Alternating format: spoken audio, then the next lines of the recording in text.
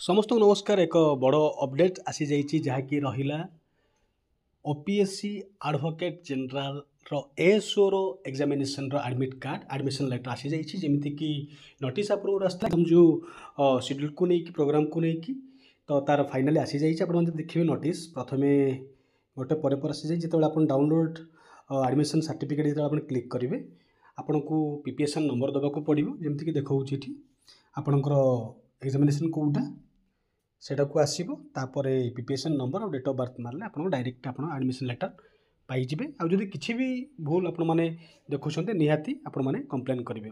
तापर आउ गोटे कथा जो एग्जाम शेड्यूल आसी देखूँ यही हिसाब से आपंकर एग्जामिनेशन हम कि जमीती कि 9 तारिख संडे अच्छे examination fast sitting second sitting आउ थर्ड सिटिंग तो 1 2 3 ये 3टी सिटिंग एग्जामिनेशन हम।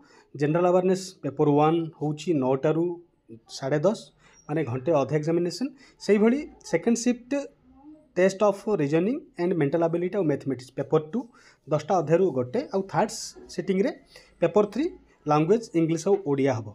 तो टोटाल सब हूँ आपंकर 300 मार्क तापर आपंकर आंसर किए आसो जहाँ भी जमी फर्दर प्रोसेस किंतु आज एतिकी बर्तमान आपण मैंने डाउनलोड कर एडमिशन लेटर आउ समस्त एग्जामिनेशन ऑल द बेस्ट।